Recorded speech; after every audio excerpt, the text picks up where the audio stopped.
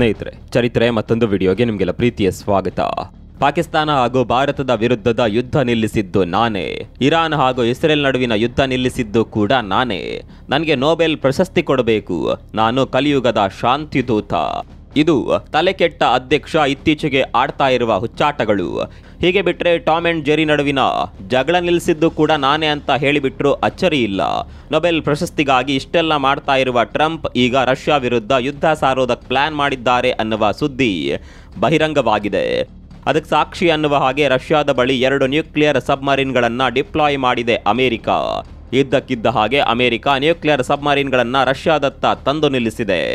ಜಗತ್ತಿಗೆ ಶಾಂತಿ ಪಾಠ ಮಾಡುವ ಟ್ರಂಪ್ ಈಗ ಯುದ್ಧಕ್ಕೆ ಮುನ್ನುಡಿ ಇಟ್ಟುಬಿಟ್ಟಿದ್ದಾರೆ. ಈ ನಡೆ ಅವರ ನೊಬೆಲ್ ಪ್ರಶಸ್ತಿಗೆ ಅಡ್ಡಿಯಾದ್ರೂ ಅಚ್ಚರಿ ಇಲ್ಲ. ಅಥವಾ ಇಂಥದ್ದೊಂದು ನಾಟಕ ಮಾಡಿ ರಷ್ಯಾ ಹಾಗೂ ಅಮೆರಿಕ ನಡುವಿನ ಯುದ್ಧ ನಿಲ್ಲಿಸಿದ್ದು ಕೂಡ ನಾನೇ ಅಂತ ಟ್ರಂಪ್ ಬಾಯಿ ಬಡಿದುಕೊಂಡ್ರು ಆಶ್ಚರ್ಯ ಪಡಬೇಕಾಗಿಲ್ಲ. ರಷ್ಯಾದ ಹತ್ತಿರ ನ್ಯೂಕ್ಲಿಯರ್ ಸಬ್ಮರೀನ್ಗಳನ್ನು ತಂದು ನಿಲ್ಲಿಸುವ ಮೂಲಕ ಅಮೆರಿಕ ಯುದ್ಧಕ್ಕೆ ಪ್ರಚೋದನೆ ನೀಡಿದೆ.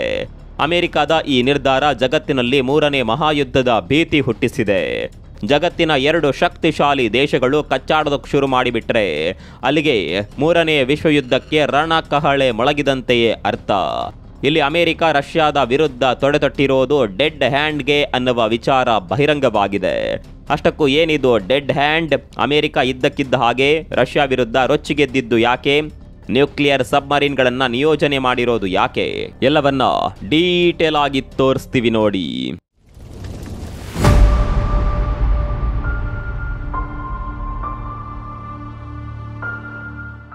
ಜಗತ್ತು ಎಂತೆಂಥ ಅಧ್ಯಕ್ಷರನ್ನ ನೋಡಿದೆ. ಮರುಭೂಮಿಯನ್ನ ಚಿನ್ನದ ಭೂಮಿಯನ್ನಾಗಿಸಿದ ನಾಯಕರನ್ನ ನೋಡಿದೆ.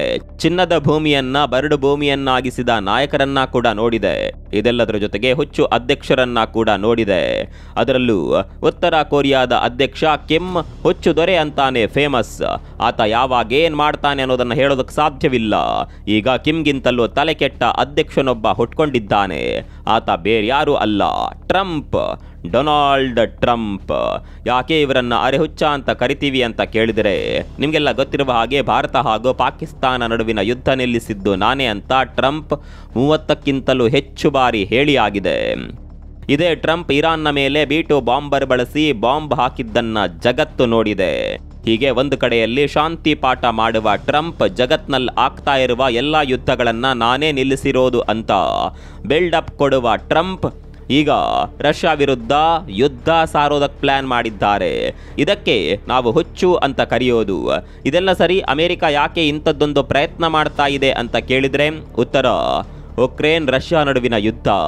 ಅಮೆರಿಕ ಈ ವಿಚಾರದಲ್ಲಿ ರಷ್ಯಾಗೆ ಡೆಡ್ಲೈನ್ ಕೊಟ್ಟಿದೆ. ಆಗಸ್ಟ್ 8ರ ಮೊದಲು ಉಕ್ರೇನ್ ವಿರುದ್ಧದ ಯುದ್ಧವನ್ನು ನಿಲ್ಲಿಸಬೇಕು ಅಂತ ಅಮೆರಿಕ ರಷ್ಯಾಗೆ ಧಮಕಿ ಹಾಕಿದೆ. ಉಕ್ರೇನ್ ಜೊತೆ ಕದನ ವಿರಾಮ ಘೋಷಣೆ ಮಾಡದೇ ಇದ್ರೆ ನಾವು ನಿಮ್ಮ ವಿರುದ್ಧ ಮಿಲಿಟರಿ ಕಾರ್ಯಾಚರಣೆ ಮಾಡ್ತೇವೆ ಅಂತ ಟ್ರಂಪ್ ನೇರವಾಗಿ ಎಚ್ಚರಿಕೆ ನೀಡಿಬಿಟ್ಟಿದ್ದಾರೆ. ಜುಜುಬಿ ದೇಶಗಳಿಗೆ ಧಮಕಿ ಹಾಕುವ ರೀತಿ ರಷ್ಯಾಗೆ ಹಾಕಿದ್ರೆ ಅದು ಕೇಳುತ್ತೆ ಅಂತ ಟ್ರಂಪ್ ಅಂದುಕೊಂಡಿದ್ದಾರೆ. ಭಾರತವೇ ಅಮೆರಿಕದ ಧಮಕಿಗಳಿಗೆ ಕೇರ್ ಮಾಡಿಲ್ಲ. ಇನ್ನು ರಷ್ಯಾ ಅಮೆರಿಕದ ಧಮಕಿಗೆಲ್ಲ ಹೆದರುವ ದೇಶವೇ ಅಲ್ಲ. ರಷ್ಯಾ ಎಲ್ಲಿವರೆಗೆ ತಯಾರಿ ಮಾಡಿಕೊಂಡಿದೆ ಅಂದ್ರೆ ನಿಮ್ಮಿಂದ ಅದನ್ನ ನಂಬೋದಕ್ಕೆ ಕೂಡ ಸಾಧ್ಯವಿಲ್ಲ.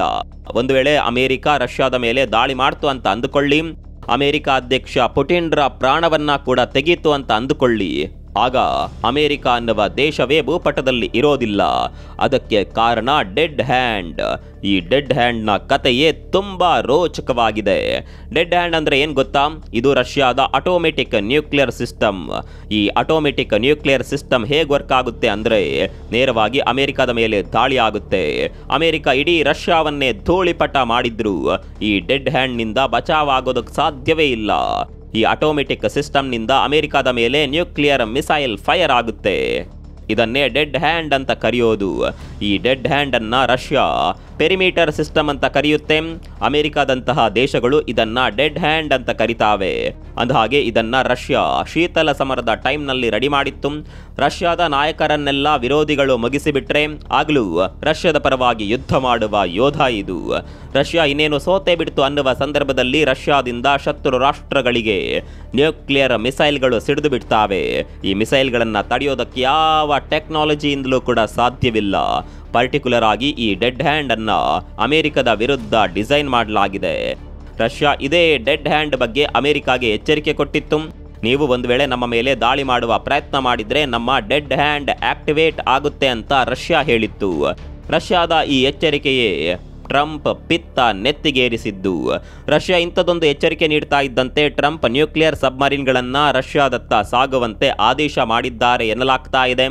ಆದರೆ ಅಮೆರಿಕ ತನ್ನ ನ್ಯೂಕ್ಲಿಯರ್ ಸಬ್ಮರೀನ್ಗಳನ್ನು ಯಾವ ಭಾಗದಲ್ಲಿ ಡಿಪ್ಲಾಯ್ ಮಾಡಿದೆ ಅನ್ನೋದು ಮಾತ್ರ ಗೊತ್ತಿಲ್ಲ. ಆದರೆ ರಷ್ಯಾದ ಪಕ್ಕದಲ್ಲೇ ಅಮೆರಿಕದ ನ್ಯೂಕ್ಲಿಯರ್ ಸಬ್ಮರೀನ್ಗಳು ಬಂದು ನಿಂತಿರೋದಂತೂ ಸತ್ಯ. ಸ್ನೇಹಿತರೆ, ನಿಮಗೆ ಗೊತ್ತಿರಲಿ, ನ್ಯೂಕ್ಲಿಯರ್ ಸಬ್ಮರೀನ್ಗಳು ತುಂಬಾ ದಿನಗಳ ಕಾಲ ನೀರಿನಲ್ಲಿ ಉಳಿದುಕೊಳ್ಳುವ ಸಾಮರ್ಥ್ಯವನ್ನು ಹೊಂದಿದ್ದಾವೆ. ಶತ್ರುಗಳಿಗೆ ಈ ಸಬ್ಮರೀನ್ ಎಲ್ಲಿ ಬಂದು ನಿಂತಿದೆ ಅನ್ನೋದು ಗೊತ್ತೇ ಆಗೋದಿಲ್ಲ. ಈ ನ್ಯೂಕ್ಲಿಯರ್ ಸಬ್ಮರೀನ್ನಲ್ಲಿ ನ್ಯೂಕ್ಲಿಯರ್ ಮಿಸೈಲ್ಗಳನ್ನು ಡಿಪ್ಲಾಯ್ ಮಾಡಲಾಗಿದೆ. ಈ ನ್ಯೂಕ್ಲಿಯರ್ ಮಿಸೈಲ್ಗಳಿಗೆ ರಷ್ಯಾದ ಯಾವುದೇ ಮೂಲೆಯನ್ನ ಕೂಡ ತಲುಪುವ ಸಾಮರ್ಥ್ಯ ಇದೆ. ಕೇವಲ 30 ನಿಮಿಷದಲ್ಲಿ ರಷ್ಯಾದ ಟಾರ್ಗೆಟ್ ಅನ್ನ ಒಡಿಸ್ ಮಾಡುವ ಸಾಮರ್ಥ್ಯ ಈ ಮಿಸೈಲ್ಗಳಿಗಿದೆ. ಇದೇ ಕಾರಣಕ್ಕಾಗಿ ಜಗತ್ನಲ್ಲಿ ಭಯ ಆವರಿಸಿರೋದು. ರಷ್ಯಾ ನೀಡಿರುವ ಪ್ರಚೋದನೆಯೇ ನಮ್ಮ ಈ ನಿರ್ಧಾರಕ್ಕೆ ಕಾರಣ ಅಂತ ಅಮೆರಿಕ ಹೇಳ್ತಾ ಇದೆ. ಆದರೆ ರಷ್ಯಾ ಮಾತ್ರ ಇದನ್ನು ಒಪ್ಪೋದಕ್ಕೆ ರೆಡಿ ಇಲ್ಲ. ನಮ್ಮ ವಿಚಾರದಲ್ಲಿ ಅಮೆರಿಕ ಮೂಗು ತೋರಿಸ್ತಾ ಇದೆ. ಉಕ್ರೇನ್ ಹಾಗೂ ನಮ್ಮ ನಡುವೆ ಅಮೆರಿಕ ಬರ್ತಾ ಇದೆ, ಇದು ಸರಿಯಲ್ಲ ಅನ್ನೋದು ರಷ್ಯಾದ ವಾದ. ಇಬ್ಬರ ನಡುವಿನ ಈ ಕದನ 3ನೇ ಮಹಾಯುದ್ಧಕ್ಕೂ ಕೂಡ ಕಾರಣ ಆಗಬಹುದು. ಅಮೆರಿಕ ಎಷ್ಟು ಬಲಿಷ್ಠವಾಗಿದೆಯೋ ಅಷ್ಟೇ ರಷ್ಯಾ ಕೂಡ ಬಲಿಷ್ಠವಾಗಿದೆ. ನೀವೀಗ ಕೇಳಬಹುದು, ಅರೆ, ಉಕ್ರೇನ್ ವಿರುದ್ಧದ ಯುದ್ಧವನ್ನೇ ಗೆಲ್ಲೋದಕ್ಕೆ ಸಾಧ್ಯವಾಗಿಲ್ಲ, ಇನ್ನು ಅಮೆರಿಕದ ವಿರುದ್ಧ ರಷ್ಯಾ ಹೇಗೆ ಹೋರಾಟ ಮಾಡುತ್ತೆ ಅನ್ನುವ ಪ್ರಶ್ನೆ ನಿಮ್ಮಲ್ಲಿ ಮೂಡಿರಬಹುದು. ಸ್ನೇಹಿತರೆ, ಉಕ್ರೇನ್ ವಿರುದ್ಧ ರಷ್ಯಾ ದೊಡ್ಡ ಮಟ್ಟದ ಬಲಪ್ರಯೋಗವನ್ನು ಇನ್ನೂ ಕೂಡ ಮಾಡಿಲ್ಲ. ಪುಟ್ಟ ದೇಶವಾಗಿರೋದ್ರಿಂದ ಇನ್ನೂ ಕೂಡ ರಷ್ಯಾ ತಮ್ಮ ಬ್ರಹ್ಮಾಸ್ತ್ರಗಳನ್ನು ಬಳಕೆ ಮಾಡಿಯೇ ಇಲ್ಲ. ಆದರೆ ಅಮೆರಿಕ ಎದುರಾಳಿಯಾಗಿ ನಿಂತರೆ ಯಾವ ರೀತಿ ಉತ್ತರ ಕೊಡಬೇಕು ಅನ್ನೋದು ರಷ್ಯಾಗೆ ಚೆನ್ನಾಗಿಯೇ ಗೊತ್ತಿದೆ. ಮತ್ತೊಂದು ಕಡೆ ರಷ್ಯಾದ ಸಾಮರ್ಥ್ಯ ಏನು ಅನ್ನೋದು ಕೂಡ ಅಮೆರಿಕ ಗೊತ್ತಿದೆ. ಇಬ್ಬರ ನಡುವೆ ಯುದ್ಧ ಶುರುವಾಯಿತು ಅಂದರೆ ಅಲ್ಲಿಗೆ 3ನೇ ಮಹಾಯುದ್ಧ ಶುರುವಾಯಿತು ಅಂತಾನೆ ಅರ್ಥ. ಈಗ ಅಮೆರಿಕದ ಸಬ್ಮರೀನ್ ರಷ್ಯಾದ ಬಳಿ ಬಂದು ನಿಂತಿದೆ. ಇದಕ್ಕುತ್ತರವಾಗಿ ರಷ್ಯಾ ಕೂಡ ತನ್ನ ಸಬ್ಮರೀನ್ಗಳನ್ನು ಅಮೆರಿಕದ ಬಳಿ ಹೋಗಿ ನಿಲ್ಲಿಸಬಹುದು. ಅಮೆರಿಕ ಯುದ್ಧಕ್ಕೆ ಇಳಿತು ಅಂದರೆ ಅದರ ಅಂಗಸಂಸ್ಥೆ ನ್ಯಾಟೋ ಕೂಡ ಅಖಾಡಕ್ಕಿಳಿಯುತ್ತೆ. ಇತ್ತ ರಷ್ಯಾಗೆ ಸಪೋರ್ಟ್ ಮಾಡೋದಕ್ಕೆ ಚೀನಾದಂತಹ ದೇಶಗಳು ಬರ್ತಾವೆ. ಇರಾನ್ ಅಂತೂ ಅಮೆರಿಕದ ವಿರುದ್ಧ ಸೇಡು ತೀರಿಸಿಕೊಳ್ಳೋದಕ್ಕೆ ಕಾಯ್ತಾ ಇದೆ. ಹೀಗೆ ಜಗತ್ತು 2 ಬಣಗಳಾಗಿ ಒಡೆದು ಹೋಗುತ್ತೆ. ಇಲ್ಲಿ ಚೀನಾ ಮತ್ತೊಂದು ಯೋಚನೆ ಮಾಡ್ತಾ ಇದೆ.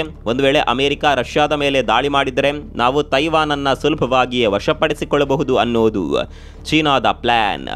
ಅಮೆರಿಕ ಹೇಗೋ ಇನ್ನೊಂದು ಯುದ್ಧದಲ್ಲಿ ಬ್ಯುಸಿ ಇರುತ್ತೆ. ಆ ಸಂದರ್ಭವನ್ನೇ ಬಳಸಿಕೊಂಡು ತೈವಾನನ್ನು ಕಬ್ಜಾ ಮಾಡೋದಕ್ಕೆ ಚೀನಾ ಪ್ಲಾನ್ ಮಾಡ್ತಾ ಇದೆ. ಹೀಗೆ ಎಲ್ಲರೂ ಕೂಡ ಸಮಯಕ್ಕಾಗಿ ಕಾದು ಕುಳಿತಿದ್ದಾರೆ. ಯಾವಾಗ ಯುದ್ಧ ಶುರುವಾಗುತ್ತೆ ಅಂತ ಕಾಯ್ತಾ ಇದ್ದಾರೆ. ಎಲ್ಲರೂ ಸಮಯದ ಲಾಭವನ್ನ ಪಡೆಯೋದಕ್ಕೆ ಕಾದು ಕುಳಿತಿದ್ದಾರೆ. ಒಂದು ವೇಳೆ ಯುದ್ಧ ಶುರುವಾಯಿತು ಅಂದರೆ ಅದರಿಂದ ಇಡೀ ಜಗತ್ತಿಗೆ ಕಂಟಕ ಇದೆ. ಇಡೀ ಭೂಮಿಯೇ ನಾಶದ ಅಂಚಿಗೆ ಹೋಗಬಹುದು. 3ನೇ ಮಹಾಯುದ್ಧ ಅಂದರೆ ಅದು ವಿನಾಶ ಅಂತಾನೆ ಅರ್ಥ. ಹೀಗಾಗಿ ಟ್ರಂಪ್ ಇನ್ನಾದರೂ ಹುಚ್ಚುತನ ಬಿಟ್ಟು ಮಾತುಕತೆ ಮೂಲಕ ಎಲ್ಲವನ್ನ ಬಗೆಹರಿಸಬೇಕು. ಅದು ಬಿಟ್ಟು ನಾನು ಹೇಳಿದ್ದೇ ಆಗಬೇಕು ಅಂದರೆ ಪರಿಣಾಮ ಮಾತ್ರ ಘೋರವಾಗಿರುತ್ತೆ. ಈ ಬಗ್ಗೆ ನಿಮ್ಗೆ ಏನನ್ಸುತ್ತೆ? ಕಾಮೆಂಟ್ ಮಾಡಿ.